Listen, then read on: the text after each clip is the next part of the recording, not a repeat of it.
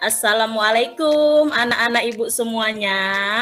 Waalaikumsalam. Waalaikumsalam Bu Guru. Apa kabar semuanya? Baik. Gak gitu jawabnya. Sehat luar biasa. Oke, jawab gitu ya nak. Ibu ulang ya. Apa kabar semuanya? Sehat luar biasa. Oke, tepuk tangan dulu kita. Terima kasih. Hari ini siapa yang tidak hadir nak? Hadir semua? Hadir semua? Hadir Bu, hadir semua. Hadir semua. Sebelum kita mulai pelajaran, kita berdoa dulu. Doanya dipimpin oleh Iwan. Silahkan Iwan. Baik Ibu, teman-teman, sebelum kita belajar berdoa dulu. Berdoa dimulai. Berdoa selesai. Ini kita akan belajar tentang ekosistem dan komponen ekosistem. Kita belajar pada tema 5, subtema 1, pembelajaran 2. Nah, hari ini anak-anak ibu, tujuan pembelajaran kita adalah anak-anak ibu dapat mengetahui atau menemukan ide pokok ataupun pokok pikiran yang terdapat dalam teks non-fiksi. Nah, setelah menemukan pokok pikiran nanti, anak-anak ibu akan dapat mencari informasi-informasi penting yang terdapat dalam teks non-fiksi. Setelah itu nanti kita akan nonton video. Nah, videonya itu adalah video tentang penggolongan hewan berdasarkan jenis makanannya. Nanti setelah menonton itu anak-anak ibu akan tahu penggolongan hewan-hewan mana saja yang tergolong ke dalam herbivora, karnivora, dan omnivora. Nah, setelah itu nanti anak-anak ibu akan membuat satu karangan non-fiksi berdasarkan hewan yang disukai. Nah, atau mana tahu ada hewan peliharaannya, ya. Nah, seperti itu ya, Nak. Sudah? Oke, nah inilah dia pembelajaran kita ya nak. Sekarang sebelum kita mulai pembelajaran, biar anak-anak ibu tambah semangat, kita menyanyi dulu gimana? Ayo. Ayo siap Ibu. Oke, kita nyanyi lagu nasional dulu ya. Nanti terakhir kita nyanyi lagu anak-anak, oke? Ya, kita mulai ya. Lagunya lagu Garuda. Kita mulai ya, 1, 2, 3. Ayo maju, maju, ayo maju, maju, maju, ayo maju, maju, maju. Oke, terima kasih. Nah, anak-anak ibu mau ini. Nah, coba anak-anak ibu kira-kira tahu tidak? Pikiran utama itu apa? Kalau ada yang tahu, coba langsung sebutkan saja, nggak usah ibu tunjuk-tunjuk. Ayo, anak berani kan? Kalau anak berani, langsung tunjuk tangan saya, Bu. Oke? Ya, siapa yang tahu apa itu pikiran utama? Saya, Bu. Iya, siapa itu? Suryani, Bu. Oke, ibu nggak nampak ya, nak, karena ibu sedang share screen. Ya, apa Suryani jawabannya? Pikiran pertama, Bu. Pikiran pertama? Oke, ya. Ada lagi yang lain? Saya Ibu. Yang lebih ini? Oke. Biar melengkapi jawaban Suryani, ada lagi yang lebih yang ini? Pikiran penting mungkin Bu. Siapa? Oke, iya. Pikiran penting ya. Iya, ya nak. Nah, inilah dia. Pikiran utama itu adalah pokok atau pikiran ide pokok yang menjadi informasi penting yang terdapat dalam sebuah paragraf tersebut, yang menjadi intinya, ya nak. Nah, sekarang ibu tanya kembali. Kira-kira kalau kita mau menentukan ide pokok, apa yang harus kita menentukan pikiran utama? Pikiran utama sama ide pokok itu sama ya nak, tidak ada bedanya ya, cuman namanya saja yang berbeda. Apa coba? Menentukan. Membaca Bu. Iya, boleh membaca. Nah, ini ya dia nak, menentukan pikiran utama sudah pasti kita harus membaca terlebih dahulu semua paragrafnya. Kemudian kita menandai yang mana kalimat awal, akhir, atau inti. Kemudian kita juga bisa menandai pokok-pokok pikiran yang terdapat di awal ataupun di akhir, serta di awal dan di akhir kalimat. Nah, ini Ibu kasih contoh. Ada satu teks paragraf. Nah, coba dulu siapa yang mau menyebutkan atau membacakan paragraf tersebut. Saya, Bu Guru. Ya, Nae, ayo bacakan sayang. Ya. Apa? Semua makhluk hidup memerlukan lingkungan tertentu untuk memenuhi kebutuhannya. Hidup terdiri atas cahaya matahari, air, udara, dan tanah. Sudah, Bu. Oke. Nah, dari bacaan ini, dari paragraf ini, kira-kira ayo siapa yang tahu ide pokoknya atau pikiran utamanya itu apa sih? Ayo. Makhluk hidup memerlukan lingkungan, Bu Guru. Pintar sekali. Iya, berarti anak-anak Ibu sudah paham ya cara menentukan pikiran utama atau ide pokok. Benar, ide pokoknya adalah semua makhluk hidup memerlukan lingkungan untuk kebutuhan hidupnya. Nah, tugas kita sekarang, anak-anak Ibu, nanti tugas kelompoknya adalah menemukan ide pokok ataupun pikiran utama dan menemukan informasi-informasi penting yang terdapat dalam teks narasi. Nah, seperti ini ya, Ibu bagikan lagi ya. Ini dia LKPD-nya. Nah, terlebih dahulu kita harus membaca teks yang ada di lembar kerjanya ya, Nak. Nanti setiap paragraf kamu harus menemukan pikiran utama dan menemukan informasi penting. Nah, sekarang coba dulu kerjakan LKPD-nya. Dan siapa yang bisa mempresentasikan hasil dari kerja kelompoknya? Ayo, tadi kelompoknya Ibu bagi dulu ya, Nak. Untuk kelompok 1, Yuani, Sahir, Dewi, dan Emi. Untuk kelompok 2-nya, Iwan, Mas Rofa, Wiwin, dan Laili. Untuk kelompok 3-nya, Adrian, Yuliana, dan Suryani. Oke, nah sekarang ayo siapa yang mau mempresentasikan hasil kerja kelompoknya?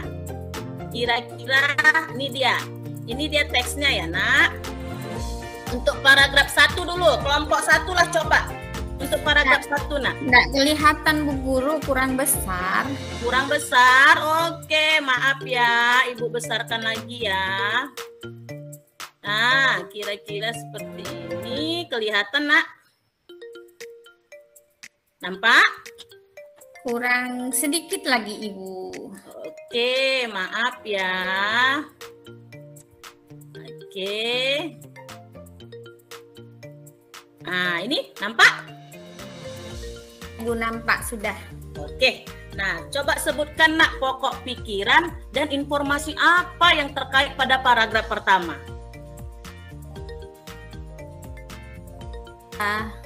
Pembagian ekosistem, Bu Guru. Pembagian ekosistem itu ide pokoknya.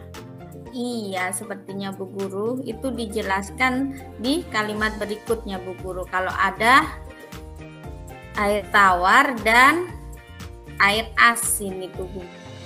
Oke, iya benar. Terus kalau informasi pentingnya kira-kira banyak nggak ada di paragraf pertama tersebut? Banyak, Bu Guru. Itu ada contoh-contohnya itu, Bu Guru. Kalau ekosistem darat itu ada hutan, ada padang rumput, padang pasir, tundra, dan taiga itu, Bu Guru. Taiga. Iya. Apa itu, Bu Guru, taiga? Taiga itu ini di apa dianya, Nak? Di ekosistem yang ada di ekosistem darat ya, Nak. Ya, itu dia. Kalau ekosistem darat itu terdiri dari ada ekosistem hutan, padang rumput, padang pasir, tundra, dan taiga. Nanti di bahan lagi, Bu ya. Oke. Nah, sekarang anak-anak Ibu kita mau melihat videonya dulu ya. Kita masuk ke pembelajaran IPA-nya.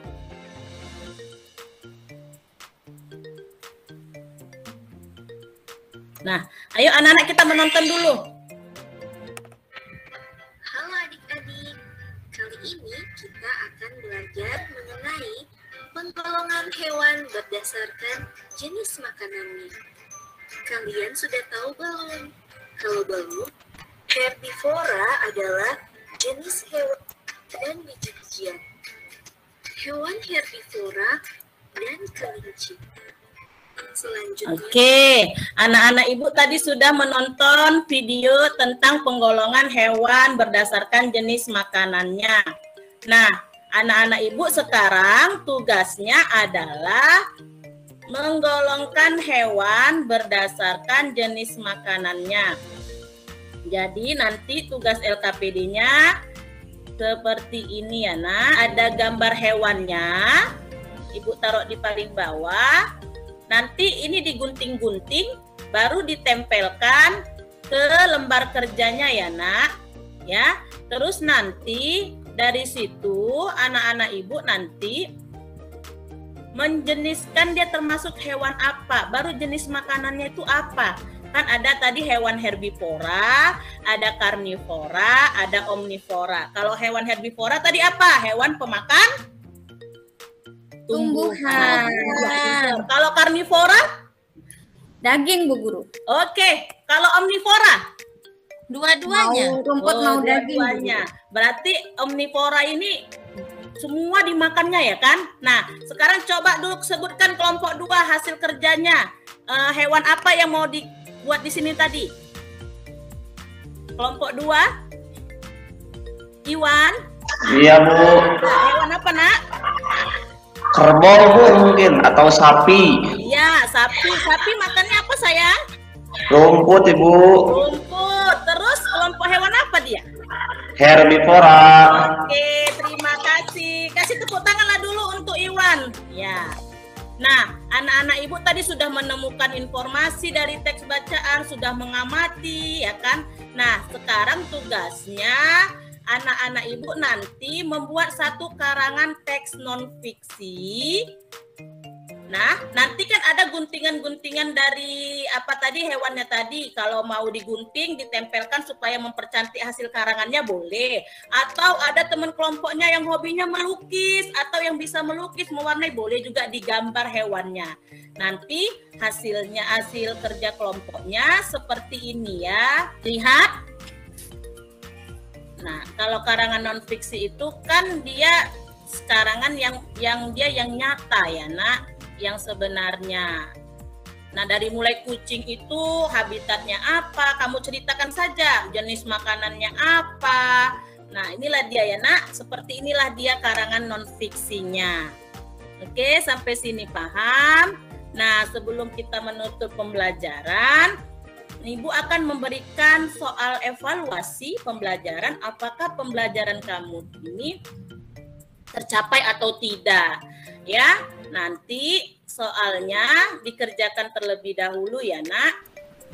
Nah, nanti ini dikerjakan ya, Nak, soalnya. Oke, sebelum kita menutup pembelajaran, coba dulu siapa yang bisa menyimpulkan atau merangkum pembelajaran kita hari ini, udah belajar apa saja. Ayo, siapa yang bisa? Ayo, siapa yang bisa merangkum pembelajaran kita, menyimpulkan hari ini kita udah belajar apa saja? Ayo, siapa yang berani? Ayo anak-anak ibu. Bu Guru. Iya, Iwani. Ya, tadi kita sudah belajar tentang cara menentukan pikiran utama, Bu Guru. Yang pertama. Yang kedua, kita tadi belajar tentang ekosistem. Terus yang ketiga, kita belajar tentang pengelompokan hewan berdasarkan jenis makanannya, Bu Guru. Iya, pintar. Terima kasih, Iwani. Nah, sebelum kita menutup pembelajaran, tahu nggak anak-anak ibu lagu burung hantu? Matahari Tahu, Bu Guru. Tahu, aku tahu. Aku tahu. Kita nyanyikan dulu ya. Ayo ya. Ya. 1, 2, 3. Matahari terbenam. Hari mulai malam, terdengar hantu suaranya merdu,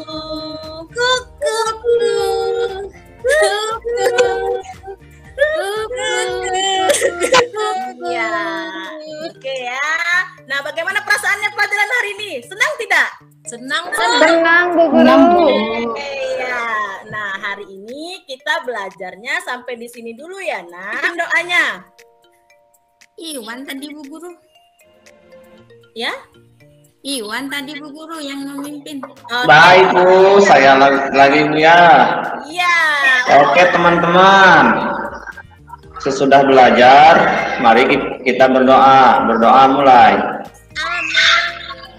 Berdoa selesai. Terima kasih ya Iwan. Jangan lupa ya anak-anak ibu, sampai di rumah tetap mengulang pembelajarannya. Paling tidak kamu mengulang pembelajaran 10 menit ya. Oke, sampai bertemu kembali. Assalamualaikum warahmatullahi wabarakatuh. Dadah anak-anak ibu. Waalaikumsalam warahmatullahi wabarakatuh. Dulu ya Bapak Ibu ya kan, kalau saya lihat Bu Dinda cukup energik ya, membangkitkan semangat yang lain ya, kemudian dari sekian banyak komponen ya itu cukup terlihat semuanya. Oke, itu mungkin dari saya. Bu Juni. Semangat Bu Dinda ya. Iya Pak. Kalau secara keseluruhan saya perhatikan Bu Dinda memang guru luar biasa ya Pak ya. Semangatnya itu semangat pagi ya Bu Dinda. Jadi kalau suara kita itu lantang, kuat, semangat, itu anak-anak pun termotivasi untuk mengikuti kegiatan pembelajaran. Jadi sedikit masukan saya buat teman-teman sekalian, Bapak Ibu guru juga contoh seperti Bu Dinda, suaranya itu juga mempengaruhi kegiatan pembelajaran kita.